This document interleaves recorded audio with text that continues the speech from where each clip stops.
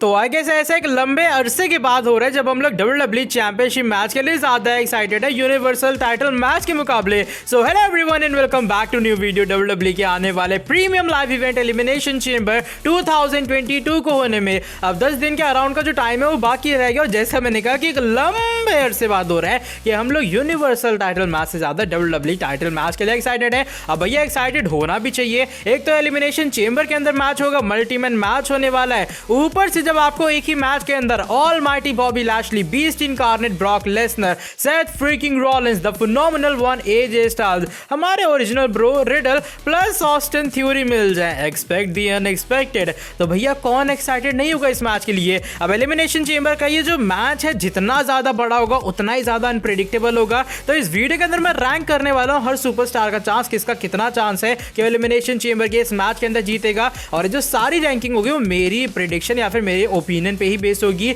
लेकिन हाँ, मैं रीजन डेफिनेटली दूंगा कि मैं इस सुपरस्टार की जो रैंकिंग है इस वाले नंबर के ऊपर क्यों रख रहा हूं। So without wasting any time let's begin this video. तो देखो, मैं नंबर 6 के ऊपर जो सुपरस्टार को रखना चाहूंगा, नो डाउट यहां पर मैं ऑस्टिन थ्योरी को पुट करूंगा, पुट करूंगा जो भी कह लो या रखना चाहूंगा। और मेरे हिसाब से सबसे लो चांसेस एलिमिनेशन चेंबर मैच के अंदर expect the unexpected Austin theory का है। अब ऑस्टिन थ्योरी जरूर कमाल के WWE के टैलेंट है, उनके इन रिंग टैलेंट काफी कमाल का है। काफी लोगों ने अभी से ओवर पुश कह रहे हैं, लेकिन मेरे हिसाब से इन फ्यूचर ये इंसान एक कमाल का WWE सुपरस्टार बनेगा अगर उसे रिलीज नहीं किया जाता है। अब एलिमिनेशन चेंबर के अंदर out of nowhere Austin theory को स्पॉट मिल तो गया है, लेकिन शायद जो यहाँ पर WWE है वो ऑस्टिन थ्योरी को ज्यादा कुछ खास नहीं दिखाएगी मैच के अंदर।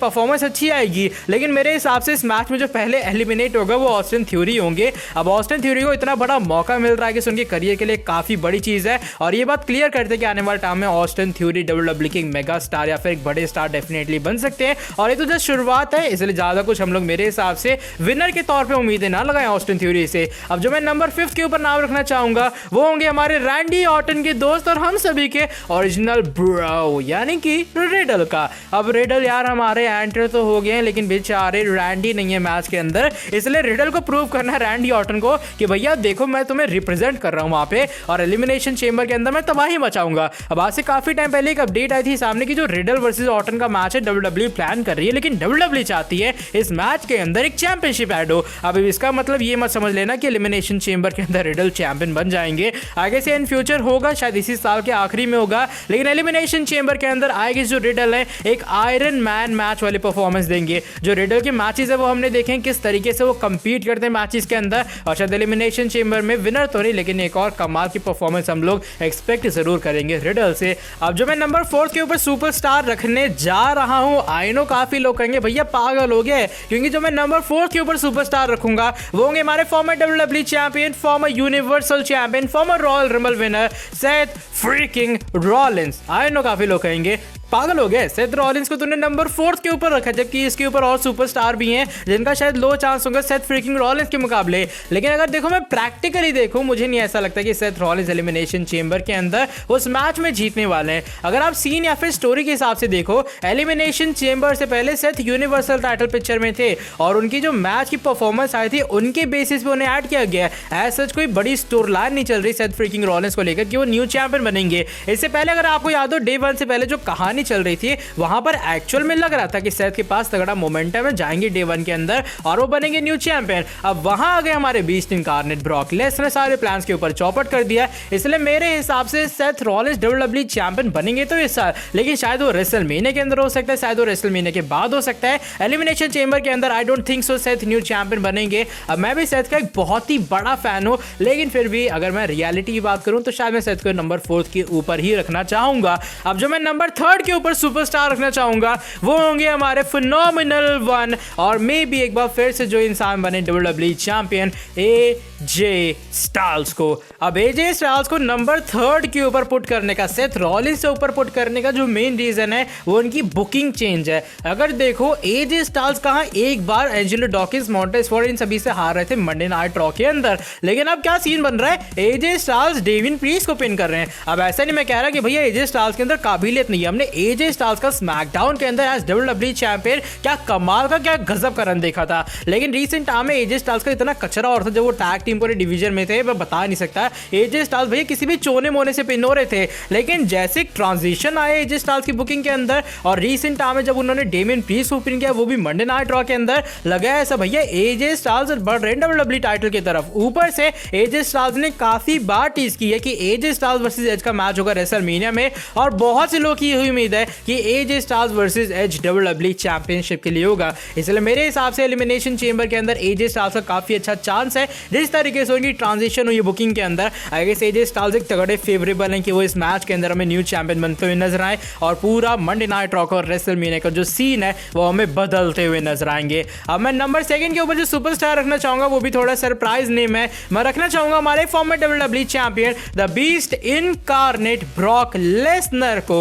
आई नो सभी ये कहेंगे लेसनर नंबर 2 पे, लैशली नंबर 1 पे। भाई ठीक ठाक है, तू पहले तूने सेथ को नीचे कर दिया और अब लेसनर को तूने नंबर 2 पे कर दिया। लेकिन देखो यार, अगर सीन समझा जाए रेसलमेनिया 38 के लिए रोमन वर्सेस ब्रॉक का मैच ऑलरेडी बहुत बड़ा मैच है। आई मीन अगर इसमें टाइटल इंक्लूड ना भी होती तब भी ये जो मैच है वो एक बड़ा मैच माना जाता है। रीजन है दोनों सुपरस्टार्स की एकदम तगड़ा वाला फैन बेस, तगड़ी वाली पॉपुलैरिटी। अब मेरे हिसाब से यूनिवर्सल टाइटल इनफ है इस मैच के लिए, इस मैच को पूरी तरीके से हाइप करने के लिए। और मान लेते चलो अगर लेसनर न्यू चैंपियन बनते हैं और ये मैच टाइटल वर्सेस टाइटल बन जाता है, तो मेरे हिसाब से चीजें कहीं ना कहीं प्रेडिक्टेबल हो जाएंगी। आई नो सुनने में बड़ा लगेगा Roman versus Brock, title versus title, WWE title versus universal title, लेकिन इन रियलिटी मेरे हिसाब से हम लोग उतना एक्साइटेड नहीं हो पाएंगे और लेसनर को मेरे हिसाब से फिर एलिमिनेशन चेंबर के बाद और भी हेट मिलना स्टार्ट हो जाएगा। एक इंसान जो कि पहले उसी दिन चलो डब्ल्यूडब्ल्यूई टाइटल हारा वो अलग बात है, लेकिन फिर जीता रॉयल रंबल जबकि इतनी खास जरूरत नहीं थी, फिर वो क्या एलिमिनेशन चेंबर में वहां पर डब्ल्यूडब्ल्यूई चैंपियन भी बन गया।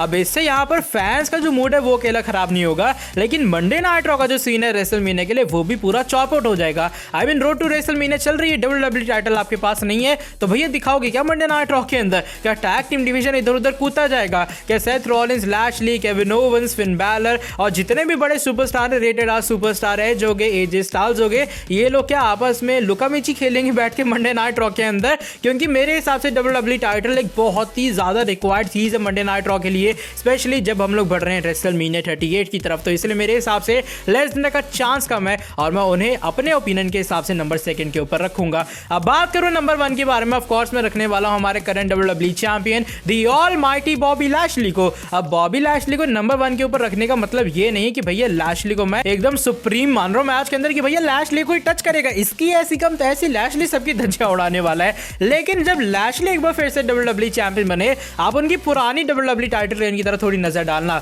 लैशली ने हराया गोल्डबर्ग को, गोल्डबर्ग से कब हारे? जब उनकी डब्ल्यूडब्ल्यूई टाइटल चली गई। बिगी ने लैशली को हराया, उन्होंने कब हराया? जब लैशली की चोट में इंजरी हुई थी और तब जाके लैशली अपनी चैंपियनशिप हारे थे। बॉबी लैशली ने कोफी किंगस्टन की ऐसी कम तैसी कर दी, वो इंसान जिसने रेसलमेनिया 35 के अंदर एक तगड़ा वाला कोफी मेनिया चलाया। तो मेरे हिसाब से चीजें आपको सफिशिएंट है बताने के लिए कि डब्ल्यूडब्ल्यूई के लिए लैशली काफी बड़े सुपरस्टार हैं और उन्हें काफी तगड़े वे में प्रोटेक्ट भी किया जाता है। और लैशली जस्ट चैंपियनशिप जीते रॉयल रंबल के अंदर, अब चाहे वो धोखाधड़ी से जीते हो, लेकिन मुझे नहीं ऐसा लगता कि डब्ल्यूडब्ल्यूई इतनी आसानी से लैशली के पास से वो डब्ल्यूडब्ल्यूई टाइटल एक बार फिर से छीन के ले जाएगी। अब मुझे नहीं पता क्या यहाँ पर रोमन रेंज इंटरफेयर करेंगे या फिर पॉल हेमन आएंगे या फिर ऊसोस की इंटरफेरेंस होगी या फिर लैशली क्लीन वे में जीतेंगे, लेकिन जो मेरी यहाँ पर प्रेडिक्शन है, जो मेरा ओपिनियन है, जो मेरे रैंक के चांसेस है, वो नंबर 1 के ऊपर ऑलमाइटी बॉबी लैशली के हैं। लेट्स सी एलिमिनेशन चेंबर 2022 के अंदर क्या होता है। बाय द वे आज की वाली वीडियो बस यहीं तक थी, ऑलरेडी मैंने काफी बकबक कर डाली है, लेकिन अगर मेरी बात से सेटिस्फाई हो कि आपके हिसाब से भी ऐसे कुछ होगा एलिमिनेशन चेंबर के अंदर और आप किस तरीके से चांसेस रैंक करोगे सभी सुपरस्टार के, अपना ओपिनियन आप लोग शेयर करना कमेंट सेक्शन के अंदर। और जो लोग चैनल के ऊपर न्यू है, सब्सक्राइब नहीं किया, क्या कर रहे हो? सब्सक्राइब करो चैनल को, बेल नोटिफिकेशन को ऑन करो। मिलता हूं आपसे आके अगली वीडियो के अंदर बहुत ही ज्यादा जल्दी। Till then bye bye, take care.